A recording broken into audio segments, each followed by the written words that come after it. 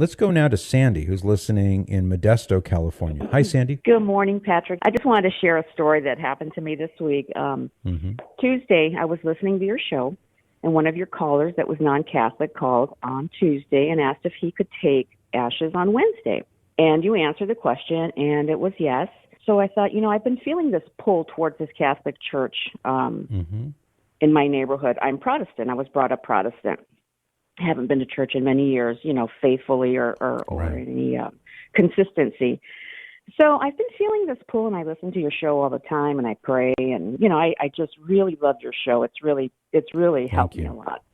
Thank you. So you're welcome. So I thought, you know what? I am going to go take ashes tomorrow, which was yesterday, Ash Wednesday. I said this to myself on Tuesday. So I walk into the vestibule by myself, not knowing what to do. No, I don't know what the process is.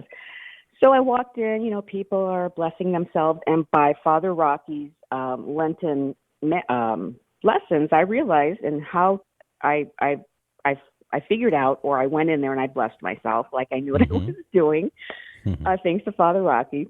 Fake it till you make it, right? That's right. So there was a lady standing there that looked like she was a worker, just to help with the crowd control. And I walked up to her. I said, I'm not Catholic, but I would like to take ashes or receive ashes. She says, I don't know if you can do that or not. So another lady walked up who looked like she had the same role in the church just to kind of help out. She said, what's the problem here? And I thought, I said, I'm sorry. I hope it didn't come Catholic. across like they were trying to run you off or anything. Well, actually, I asked her, I said, I'm not Catholic, but I would like to receive ashes. She says, I'm sorry, you can't. I said, well, yes, I can. Patrick Madrid said I could. And she said, who? No, and she said, well, I said, I just want to know what the process is because I didn't know. I don't know you file up to the front and there's people there, to give you ashes after a short little service, which was beautiful, by the way. I was in tears the whole time, parents with their babies, folks in walkers and wheelchairs and veterans and just everybody from every walk of life. And here I was with this smirk on my face, like, I'm going to get ashes. And you said I can't, but Patrick Madrid said I could. So anyway, I just wanted to share that with you. It just made my life so great yesterday. That is and beautiful. I also just want to thank you. It really was. I'm still just bubbling with laughter and joy.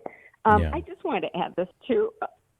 I don't know why I'm getting emotional, but let me gather my thoughts here. I find that the more I pray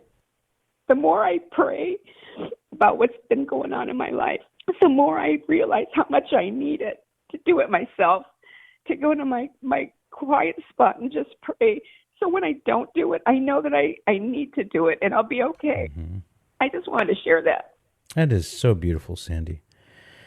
Well, I mean, isn't it interesting how, even though you have not practiced any faith for a while and you've been listening to the radio program, how God uses little things, and He just the little things, and He just moves you in big ways. I want to, first of all, apologize if those ladies were rude to you. I'm sorry that happened, and that's just them not knowing. They just didn't know. Right. But I'm sorry that was your first experience in a Catholic church. It'll get better. I've actually been to a Catholic church before, years ago.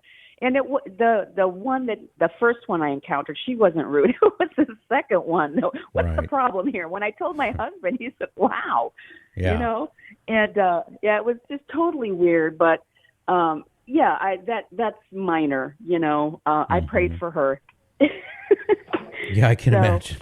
Anyway. Did you make sure she saw you with your ashes on your forehead when you left the church? Oh, yeah. You know what? I don't know. She was like stalking me or something.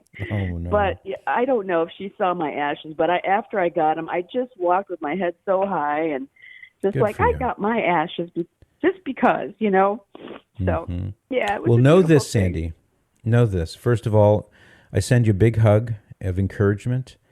Please keep listening to the program. I hope I don't have to sell you too hard on that. It sounds as though you do like the program. I'm glad you do.